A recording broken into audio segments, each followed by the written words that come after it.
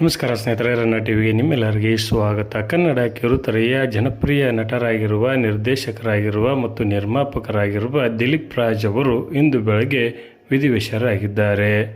ಕನ್ನಡದ ಅನೇಕ ಸಿನಿಮಾಗಳಲ್ಲಿ ನಟರಾಗಿ, ಪೋಷಕ ನಟರಾಗಿ ಮತ್ತು ಹಿನ್ನೆಲೆ ಧ್ವನಿಯನ್ನು ನೀಡುತ್ತಿದ್ದ ದಿಲೀಪ್ ರಾಜ್ ಅವರು ಕನ್ನಡ ಕಿರುತೆರೆಯಲ್ಲಿ ಸಹಿತ ತಮ್ಮದೇ ಆದ ಛಾಪನ್ನು ಮೂಡಿಸಿದ್ದರು. ಕನ್ನಡದ ಜನಪ್ರಿಯ ಧಾರಾವಾಹಿಯಾಗಿರುವ ಪಾರು ಧಾರಾವಾಹಿಯನ್ನು ನಿರ್ದೇಶನ ಮತ್ತು ನಿರ್ಮಾಣವನ್ನು ಮಾಡಿ ಹಿಟ್ಲರ್ ಕಲ್ಯಾಣ ಧಾರಾವಾಹಿಯಲ್ಲಿ ಇವರು ನಾಯಕರಾಗಿ ಕಾಣಿಸಿಕೊಂಡಿದ್ದರು. ಅದೇ ರೀತಿಯಾಗಿ ಕನ್ನಡದ ಹಿರಿಯ ನಟರೊಂದಿಗೆ ಇವರು ತಮ್ಮ ನಟನೆಯನ್ನು ಹಂಚಿಕೊಂಡಿದ್ದಾರೆಂದೇ ಹೇಳಬಹುದು. ಇಂದು ಬೆಳಗ್ಗೆ ಹೃದಯಾಘಾತವಾಗಿದ್ದು ಮನೆಯಲ್ಲಿ ತಕ್ಷಣವೇ ಕುಸಿದು ಬಿದ್ದಿದ್ದಾರೆ. ಅವರ ಪತ್ನಿ ಅಲ್ಲೇ ಹತ್ತಿರ ಇರುವ ಆಸ್ಪತ್ರೆಗೆ ಕರೆದಿದ್ದಾರೆ. ಆದರೆ ಚಿಕಿತ್ಸೆ ಫಲಕಾರಿಯಾಗದೆ ದಿಲೀಪ್ ರಾಜ್ ಅವರು ನಿಧನವನ್ನು ಹೊಂದಿದ್ದಾರೆ. ದಿಲೀಪ್ ರಾಜ್ ಅವರಿಗೆ 47 ವಯಸ್ಸು ಆಗಿತ್ತು. ಫಿಟ್ ಆ್ಯಂಡ್ ಫೈನ್ ಆಗಿದ್ದ ದಿಲೀಪ್ ರಾಜ್ ಅವರಿಗೆ ದಿಢೀರನೆ ಹೃದಯಾಘಾತವಾಗಿ ನಿಧನ ಹೊಂದಿದ್ದು ಕನ್ನಡ ಕಿರುತೆರೆಗೆ ಆಘಾತವನ್ನುಂಟು ಮಾಡಿದೆ ಎಂದೇ ಹೇಳಬಹುದು.